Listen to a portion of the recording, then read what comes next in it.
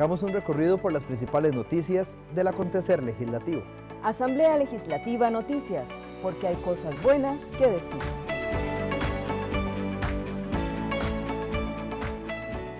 Bienvenidos a Asamblea Legislativa Noticias. Les agradecemos su compañía en esta edición y estos son nuestros titulares. Mideplan busca convencer a diputados para modificar ley de contratación pública. Exministra de Salud advierte que el país está en emergencia en manejo de rellenos sanitarios. Modifican ley para garantizar la prisión preventiva. Vamos al detalle de las informaciones.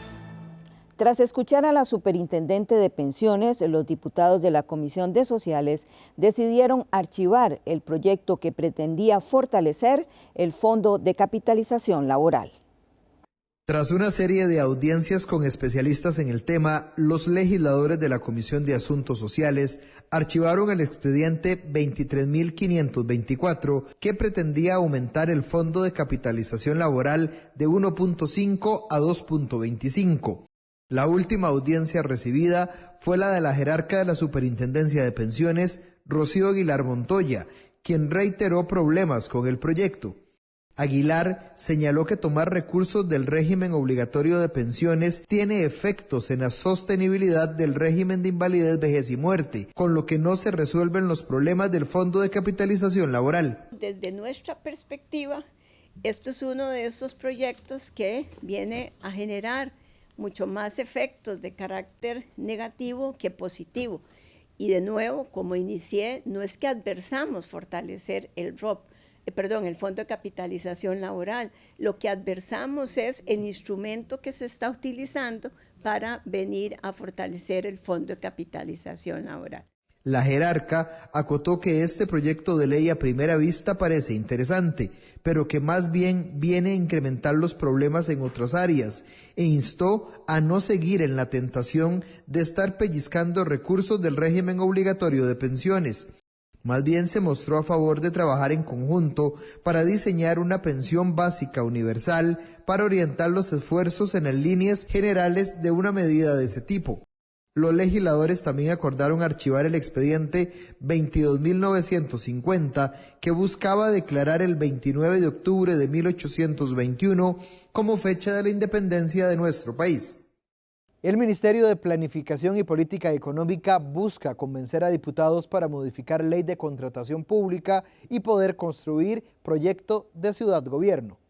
Laura Fernández, ministra de Planificación y Política Económica, defendió ante los diputados de la Comisión de Asuntos Jurídicos la necesidad de reformar la Ley General de Contratación Pública para no dejarla a interpretaciones. Con este objetivo, el gobierno presentó una reforma e interpretación auténtica de los artículos 67 y 77 de dicha ley, con lo que busca avanzar con el proyecto de ciudad-gobierno, ya que en la discusión de la Ley General de Contratación Pública nunca se establecieron limitaciones de arrendamiento. Ambos proyectos establecen mecanismos oportunos, certeros, útiles, claros, para atender las necesidades de infraestructura mediante la modalidad de arrendamiento. Esto, y lo digo con el mayor de los respetos, esto no es una cabezonada ni es un capricho para sacar a golpe de tambor ciudad-gobierno. Esto es porque Costa Rica necesita claridad meridiana en cómo operar estos mecanismos que están previstos en la ley, no solo para gobierno central, para las municipalidades, para las empresas públicas, para los otros poderes de la República. En este momento todos nosotros estamos sentados en un edificio construido en terrenos propios bajo una de las modalidades diversas que nos da ya hoy la legislación nacional para desarrollar proyectos de gran formato, para desarrollar proyectos de gran envergadura. Ambos proyectos fueron presentados por el Mideplan ante el Congreso el pasado 14 de diciembre. Esto ante las advertencias que emitió la Contraloría General de la República desde el pasado 5 de octubre con base al modelo de arrendamiento propuesto por el Ejecutivo. El presidente de la comisión pidió no centrar la discusión en solo el proyecto de ciudad-gobierno, sino en una discusión general sobre la necesidad de la propuesta de reforma. Yo no le veo futuro a la interpretación auténtica. Creo que nos tenemos que centrar en la reforma, porque inclusive la interpretación auténtica es venir a tener la misma discusión política que se ha tenido, que qué dice, qué no dice la ley, y creo que precisamente que nosotros estamos aquí para para precisamente expresar la voluntad del legislador reformando una ley, aclarando lo que se quiere decir y cómo se puede habilitar. La diputada de Nueva República, Gloria Navas, pidió claridad en la posición gubernamental ante las limitaciones que establece la ley. Cuando mencionan algunos temas en cuanto al arrendamiento y se criticó todo el tema básico que fue parte de la discusión pública que se dio entre la Contraloría y la representación de ustedes, a mí me llama la atención esa afirmación de que la ley no prohíbe, refiriéndose principalmente al artículo 67, entonces necesita un poquito de claridad a esos niveles de dónde es que saca que no prohíbe y que por tanto se puede hacer, ¿verdad? La comisión recibirá en próximas sesiones a la Contralora General para seguir avanzando con estas iniciativas. Federación de Ciclismo e Incofer chocan por proyecto para utilizar vías férreas en desuso. El Instituto Costarricense de Ferrocarriles ve innecesario revivir vías férreas en desuso para proyectos de deporte y recreación porque los permisos para crear este tipo de zonas ya se dan por parte de la institución. Así lo manifestó Álvaro Bermúdez Peña, presidente ejecutivo del INCOFER, en la Comisión de Gobierno y Administración, donde se refirió al expediente 23.630, quien indicó que actualmente existen convenios con municipalidades del país para crear ciclovías y embellecer estas zonas. Hacer este proyecto de ley duplicaría todo lo que ya se puede hacer. Realmente agradezco, digamos, el interés de acercarse a nosotros para poder generar la solución, que es al final lo que se requiere, darle la solución a este tipo de actividades. Estamos en total apertura. La mitad de los diputados, señores diputados que están aquí me conocen y saben la apertura que yo tengo para tener este tipo de reuniones, proyectos en común. Entonces, yo más bien insto a los gobiernos locales a que se acerquen al INCOFER y generemos este tipo de permisos en donde se pueda. Añadió que actualmente es importante asegurar el tránsito y permanencia de los usuarios en estas zonas. Estas áreas son conocidas en el mundo como zonas verdes que se podrían usar para caminatas, atletismo, fotografías y otras que impactarían positivamente los cantones desde el punto de vista social, económico y turístico. El diputado Luis Diego Vargas, del Liberal Progresista, consultó por qué se ha negado el permiso para que los ciclistas que participan en la actividad de la Ruta de los Conquistadores puedan circular por las vías férreas. Después de 25 años de que existía, por ejemplo, la Ruta de los Conquistadores, donde se pasa ese puente ahí por el lado de Matina, creo que es, ustedes negaron ese permiso este año. Entonces, yo no sé, y no quiero ser inquisidor en la pregunta, pero no sé si eso es o desconocimiento de la actividad en sí, de lo que significa esa competencia a nivel mundial. Pensando en esa posición que ahora decías que tenés de mucha apertura, mi pregunta específica es, en este caso específico, ¿cómo lo analizás? El permiso se negó desde hace, también don Oscar, yo escuché la comparecencia, lo negó desde hace, el INCOFER negó el permiso para circular, para utilizar las vías férreas hace 4 años, no desde el año pasado. Sí, en el 20 ya cuando estaba la pandemia, correcto. ¿verdad? Pero no sé si, ya yo pensaría en la administración tuya si se puede hacer algo diferente. Centrémonos ahí, yo sí le puedo decir, yo tengo conocimiento total de qué es la actividad. Sí le puedo decir que a mi despacho no llegó una solicitud de reunión en ningún momento. Entonces yo le solicitaría al señor don Oscar que por favor que se reúna con nosotros y veamos en qué condiciones sí podemos dar el permiso. Porque usted menciona un puente, pero si usted va y ve las condiciones de ese puente, en este momento no son aptas para que pase un ciclista con la bicicleta a cuestas. La parlamentaria Paola Nájera del oficialismo dijo que existen vacíos en el proyecto, como sobre quién recae el mantenimiento de vías en desuso. Hay que pensar que si bien se otorgaría un derecho, hay que cumplir con otros temas como por ejemplo el de seguridad, que es algo muy delicado. Y por ejemplo ahí tenemos el informe de puentes, ¿verdad? Donde indica que muchos no son aptos para circulación. Entonces por un derecho no podemos poner en riesgo a personas y generarle responsabilidades al Estado. Entonces sí es importante replantear que se necesitan condiciones que actualmente no tenemos para poder continuar con esta iniciativa. En nuestro país existen vías férreas en desuso de los ferrocarriles al Pacífico y Atlántico, administrados por el Instituto Costarricense de Ferrocarriles. La Federación Costarricense de Ciclismo se pronunció a favor del expediente 23.630 que permite el uso de vías férreas en desuso para fomentar la recreación y el deporte en el país. Así lo manifestó Óscar Ávila, presidente de dicha federación, quien señaló que es importante dar a conocer al mundo las bellezas naturales de nuestro país. Indicó que es necesario realizar convenios con las municipalidades para que coadyuven al mejoramiento de estas vías férreas que se encuentran en desuso. Hemos venido trabajando con una comisión para presentar este proyecto que, como bien ustedes lo conocen, es habilitar las vías ferroviarias fuera del GAM para la práctica del ciclismo y la recreación. No solo también hacer énfasis en esa parte de que sea solo el ciclismo, sino también lo que es las caminatas y la recreación de gran parte de la población, usando estas vías que están en desuso. Es algo importante.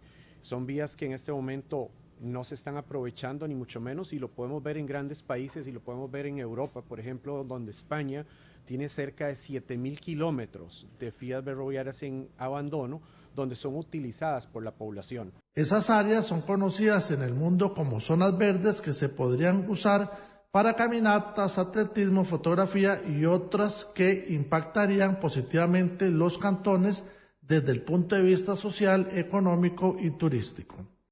El diputado Daniel Vargas de la fracción oficialista consultó sobre los obstáculos que han enfrentado para que eso sea posible. ¿Qué ha impedido que se haga hasta ahorita? No hay una prohibición como tal, sin embargo el INCOFER tiene un reglamento donde prohíbe el uso de vías férreas para el desarrollo de alguna actividad.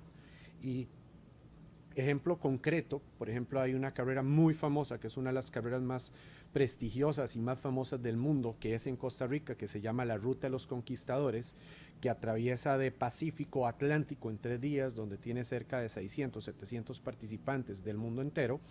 Hubo que modificarla por el uso de la vía férrea a Limón.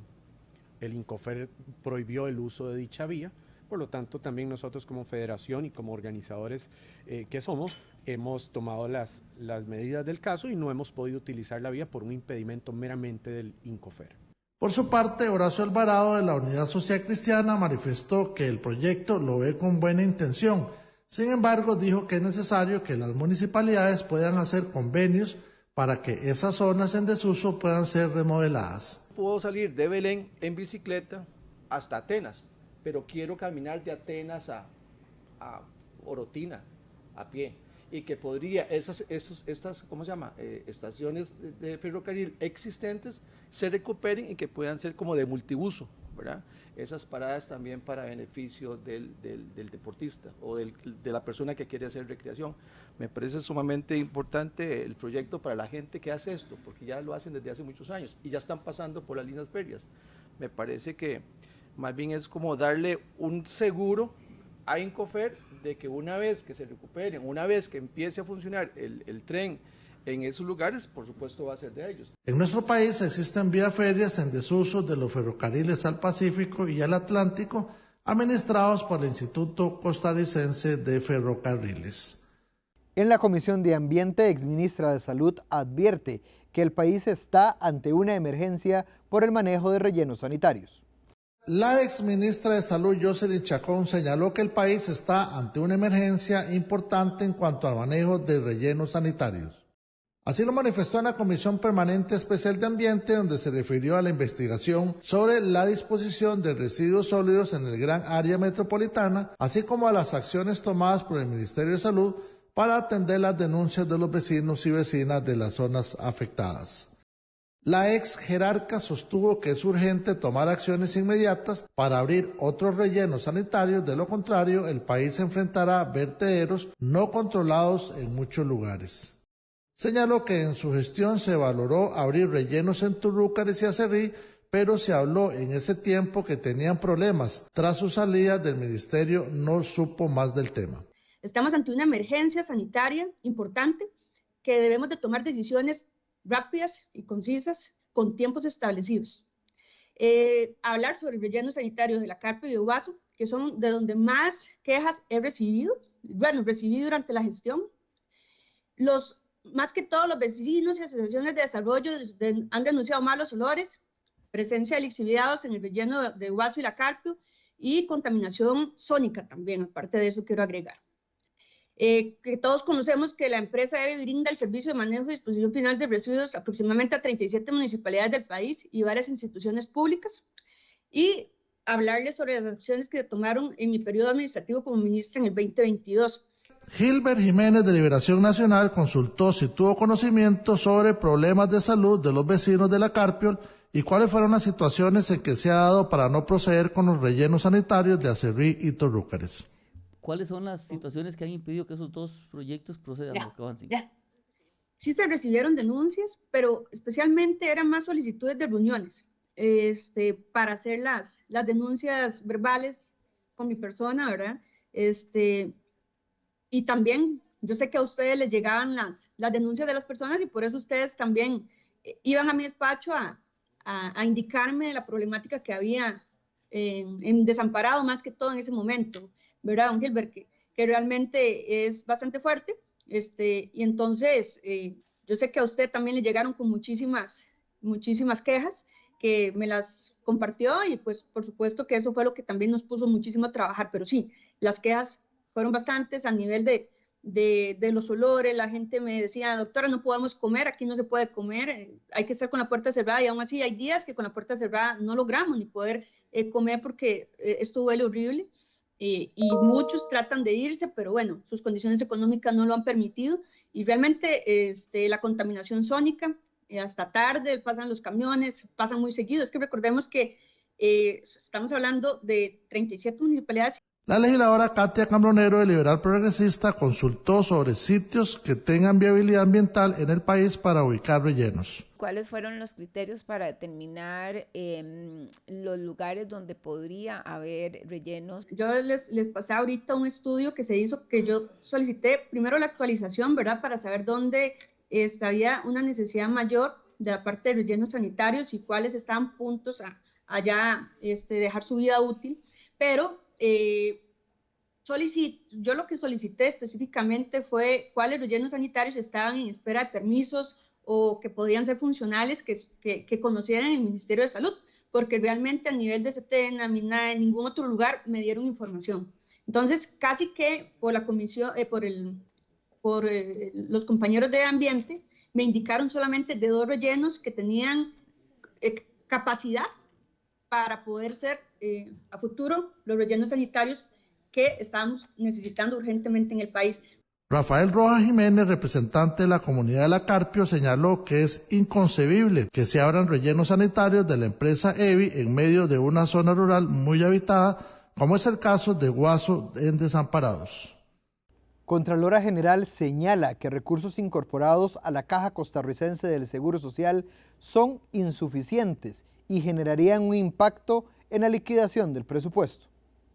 Marta Acosta, Contralora General de la República, manifestó a los diputados de la Comisión de Asuntos Hacendarios que los 65.000 millones de colones incorporados en el primer presupuesto extraordinario para el pago con la Caja Costarricense del Seguro Social no logran cubrir la insuficiencia en lo solicitado para 2024 y además podría tener consecuencias en la liquidación presupuestaria. Este proyecto incorpora un aumento en el presupuesto asociado con funciones de servicios sociales por 40.462 millones, lo que hace que el gasto presupuestado aumente un 0,8%, principalmente por el incremento de 65.000 millones en regímenes de pensiones provenientes de la incorporación de los desembolsos del Fondo Monetario y los recursos revalidados que provienen del MEP.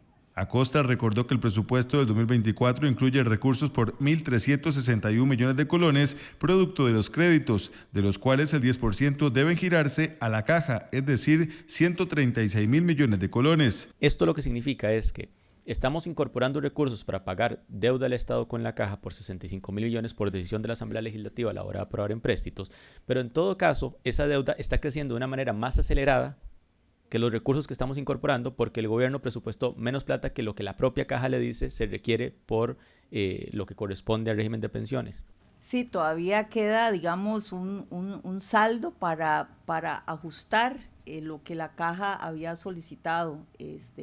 Obviamente con estos 65.000 millones se da un salto interesante para irse ajustando, pero todavía le queda. Paulina Ramírez, presidenta de la comisión, solicitó indicaciones sobre el crédito por $300 millones con el BCIE, que desde 2021 está sin ejecutar y ya se está pagando intereses. 33 millones de dólares es lo que se ha pagado en intereses hasta la fecha.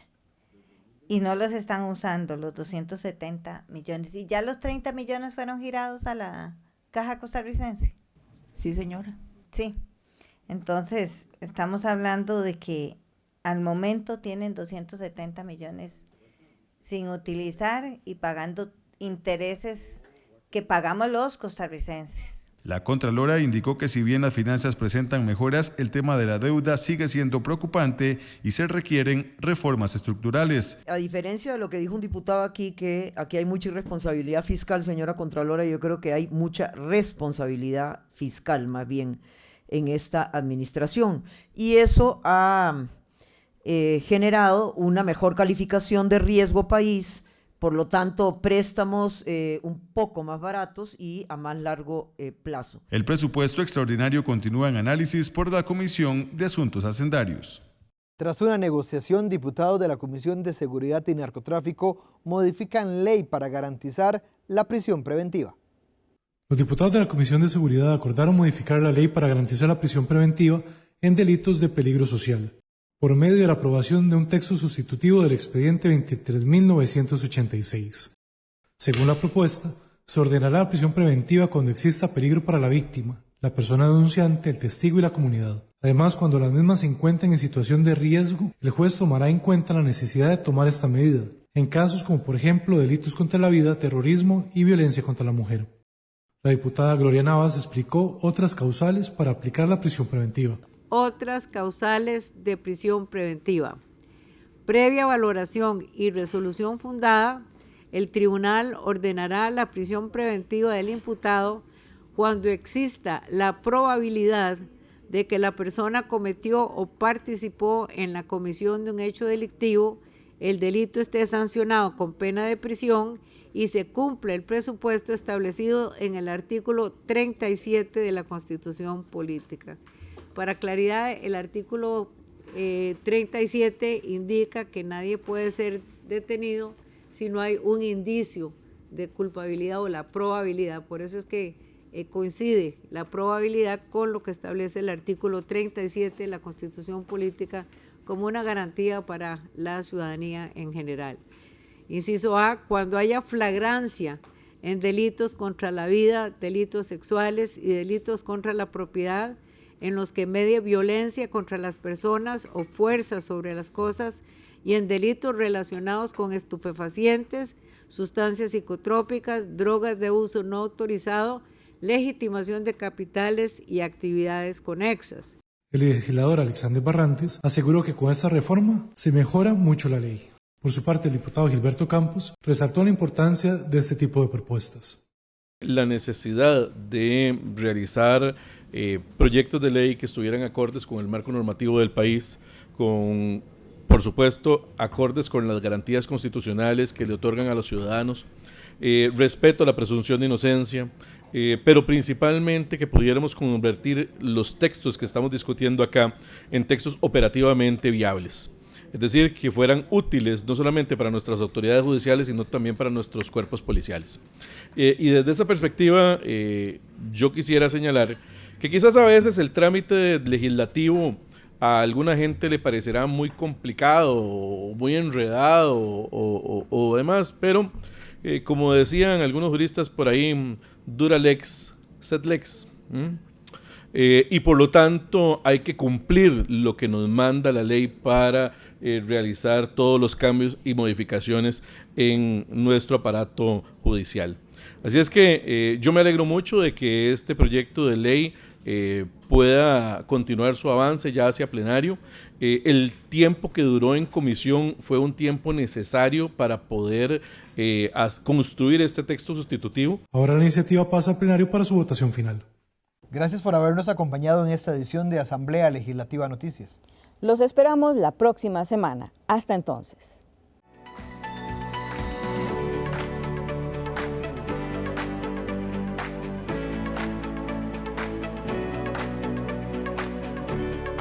Este ha sido un resumen de lo más importante del primer poder de la República. Asamblea Legislativa Noticias, porque hay cosas buenas que decir.